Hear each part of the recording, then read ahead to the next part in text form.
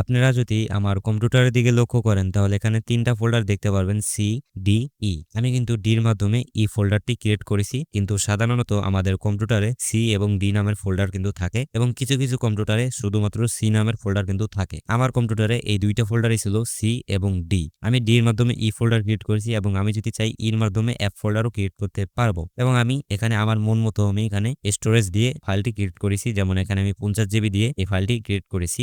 এবং আমি যদি চাই এইখানে 50 জিবি থেকে 25 জিবি দিয়ে আমি আরো একটি ফাইল ক্রিয়েট করব এখানে, সেটাও কিন্তু পারবো এবং সেটার নাম থাকবে হচ্ছে অ্যাপ। এভাবে আপনারা চাইলে একাধিক ফোল্ডার ক্রিয়েট করতে পারবেন। অনেক সময় থাকে না যে আমাদের একাধিক ফোল্ডারের প্রয়োজন হয়, যেমন আমি ডি ফোল্ডারে আমার পার্সোনাল ছবিগুলো রাখি এবং ই ফোল্ডারে আমার ইউটিউবের যত ভিডিও ফুটেজ আছে সবকিছু আমি এখানে রাখি। তো এভাবে চাইলে আপনারা একাধিক ফোল্ডার ক্রিয়েট করে আপনারা একাধিক কাজে খাটাতে পারেন। তো এবার আমি আপনাদেরকে ফোল্ডার ক্রিয়েট করে দেখাবো আজকের এই ভিডিওতে। তো ভিডিওটি শুরু করার আগে ভিডিওতে একটি লাইক দিয়ে চ্যানেলটি সাবস্ক্রাইব করে দিবেন, তাহলে পরবর্তী ভিডিওর নোটিফিকেশন সবার আগে পেয়ে যাবেন। এই কাজটি করার জন্য আপনারা কি করবেন, আপনাদের কম্পিউটার যে উইন্ডোজ বাটনটা আছে এখানে রাইট বাটনে ক্লিক করবেন। দেন হচ্ছে এখানে একটি অপশন পেয়ে যাবেন ডেস্ক ম্যানেজমেন্ট, এখানে একটি ক্লিক করে দিবেন। এখানে একটি ক্লিক করার পরে এরকম একটি ইন্টারফেস আপনাদের সামনে ওপেন হয়ে যাবে। এখানে আমাদের যে ফোল্ডারগুলো এখানে শো করছে, যেমন সি, ডি, ই। ঠিক আছে, এখন আমরা যেহেতু ইর মাধ্যমে অ্যাপ ফোল্ডার ক্রিয়েট করব, তার জন্য আমরা এই যে ইর উপরে রাইট বাটনে ক্লিক করব। রাইট বাটনে ক্লিক করার পরে এখানে একটি অপশন পেয়ে যাবো আমরা লিঙ্ক ভলিউম, এখানে আমরা একটি ক্লিক করে দিব। এখানে একটি ক্লিক করার পরে আমাদের সামনে এরকম একটি ইন্টারফেস চলে আসবে।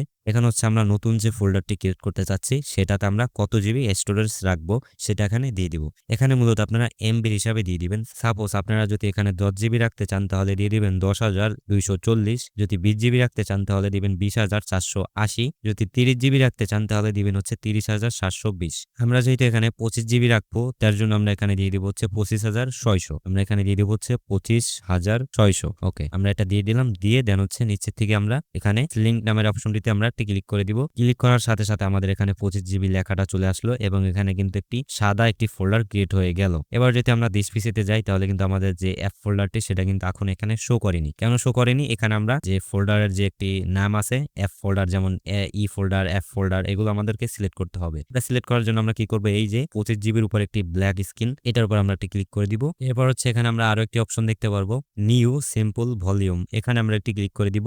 দেন হচ্ছে নেক্সটে ক্লিক করবো, এই যে এখানে নেক্সট অপশন, এখানে ক্লিক করবো। দেন হচ্ছে আবারও নেক্সট, এই যে নেক্সট, আবারও নেক্সট, দেন হচ্ছে আবারও নেক্সট, দেন হচ্ছে সর্বশেষ ফিনিশে ক্লিক করে দিব। এরপর যদি আমরা যাই আমাদের দিস পিসিতে তাহলে কিন্তু দেখতে পারবো এই যে অ্যাপ ফোল্ডারটি কিন্তু চলে আসলো। এরপর যদি চাই যে আমরা অ্যাপ ফোল্ডার দিয়ে আরেকটি ফোল্ডার ক্রিয়েট করবো, সেটাও কিন্তু আমরা চাইলে পারবো। আমাদের এখানে হচ্ছে 25 জিবি রয়েছে, আমরা 25 জিবি থেকে 10 জিবি দিয়ে আমরা আরেকটি ফোল্ডার ক্রিয়েট করবো। আমরা তার জন্য কি করবো, আবারও চলে আসবো, এখানে চলে আসে আমরা অ্যাপ ফোল্ডারের উপরে আবারও ক্লিক করবো। দেন হচ্ছে এখান থেকে লিঙ্কস ভলিউম, এখানে আমরা একটি ক্লিক করে দিব। এবার আবারও এখানে আমরা দিয়ে দিব হচ্ছে আমরা কত জিবি রাখতে চাচ্ছি, আমাদের যে নিউ ফাইল সেখানে আমরা কত জিবি রাখতে চাচ্ছি, এখানে আমরা দিয়ে দিব হচ্ছে 10 জিবি। 10 জিবির জন্য আমরা দিব হচ্ছে 10,240। আমরা এখানে দিয়ে দিচ্ছি হচ্ছে 10,240 কে। আমরা এখানে দিয়ে দিলাম 10,240। এরপর আমরা আবারও ক্লিক করে দিলাম। এবার ওখানে হচ্ছে 10 জিবি নামের আবার একটি ফাঁকা ফোল্ডার ক্রিয়েট হয়ে গেল। এবার এটার উপরে ক্লিক করব। এরপরে আবারও নিউ সিম্পল ভলিউম, এখানে একটি ক্লিক করে দিব, নেক্সটে ক্লিক করব। এবার এখানে এই ফোল্ডারের যে সিরিয়াল নাম্বারটি আছে সেটা এখানে চলে আসবে জি, সেখানে আমি জি এটাই রাখলাম, রেখে দেন হচ্ছে নেক্সটে ক্লিক করব। দেন হচ্ছে আবারও নেক্সট, এরপর হচ্ছে সর্বশেষ ফিনিশ, এখানে ক্লিক করে দিব। এরপরে আমাদের কিন্তু এখানে জি নামের আরো একটি ফোল্ডার এখানে ক্রিয়েট হয়ে গেল, এই যে 10 জিবির। এবার ধরেন হচ্ছে আপনারা এখান থেকে একটি ফোল্ডার কেটে দিতে চান, এখানে একাধিক ফোল্ডার হয়ে গিয়েছে। এবার আপনাদের এই যে জি ফোল্ডারটি আপনাদের কোনো প্রয়োজন নেই। জি ফোল্ডারটি কেটে দিয়ে এখানে যে 10 জিবি স্টোরেজ রয়েছে এটাকে আপনারা আবার এফ ফোল্ডারে আনতে চাচ্ছেন।